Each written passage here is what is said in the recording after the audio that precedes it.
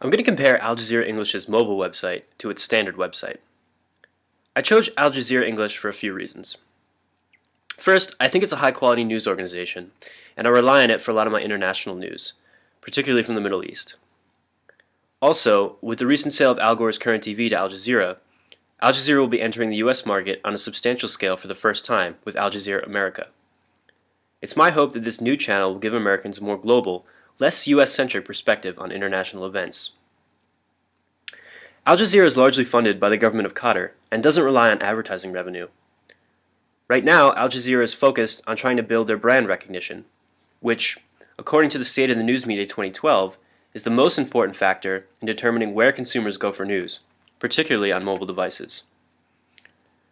Right now, the goal of Al Jazeera is to reach as large an audience as possible, and with that in mind, they're distributing their content for free across a wide array of platforms, including mobile. On the left of my screen, I have Al Jazeera English's standard website, and on the right of my screen, I have their mobile site. The first thing you notice about both is that they're visually oriented. Each headline and description is accompanied by a photo or video.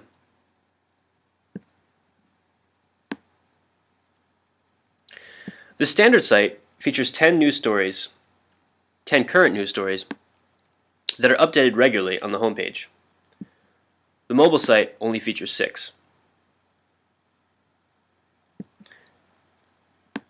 The menu at the top of the page on the standard site is at the bottom of the page on the mobile site.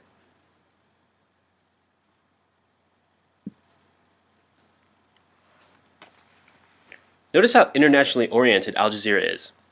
It gives you the option to search news by region rather than lumping all international news together under the umbrella international like a lot of other news organizations do. You also have the option of choosing in-depth articles that provide more detailed news analysis of recent stories.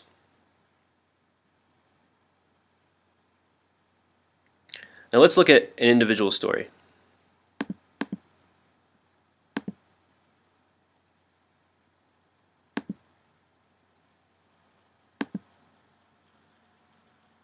So this is the same story on the standard site and the mobile site. One of the first things you notice on the standard site, underneath the headline, are the social media options. On the mobile site, you don't have that. You have to go down to the bottom where it says share and click on it.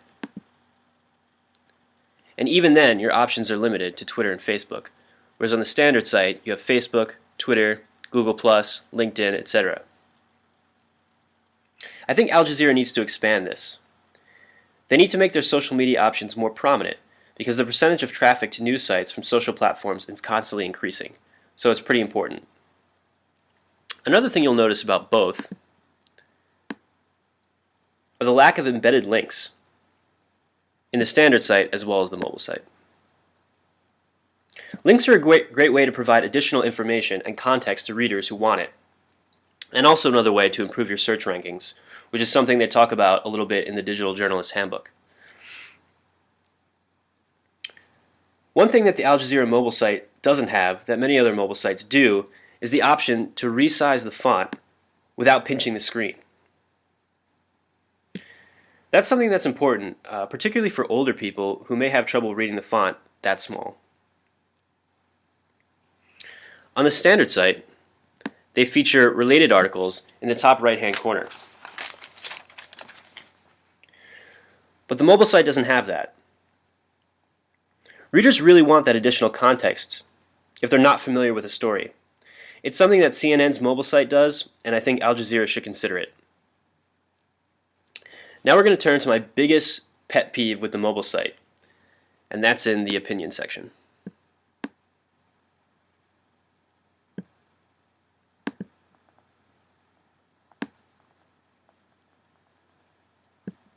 If you look at an opinion column on the standard website,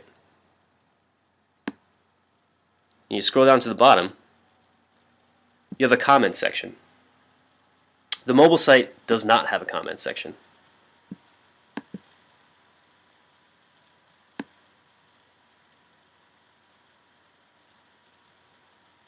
This is something that a lot of other news organizations provide on their mobile sites,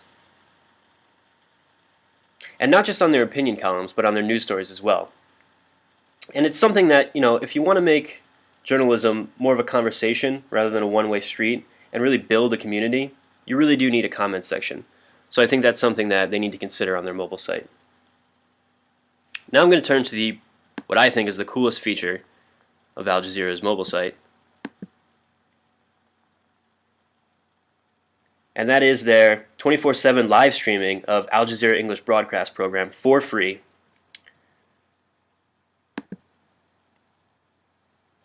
Which is great, and I think it really makes Al Jazeera's mobile site stand out from other mobile sites. Outcomes in each of these countries, in Afghanistan, in Iraq, Libya, and now in Syria. The only thing here that we can have as a hope for the way forward is... And you can choose whether or not you want a low, medium, or high resolution. And you also have the option of listening to the broadcast rather than watching the video. All in all, I think Al Jazeera has a good mobile site oriented towards international news, but there's definitely room for improvement. Some of the main key areas of improvement could be social media, providing links, and providing a comment section that will really help build and foster that community that you want for your news site.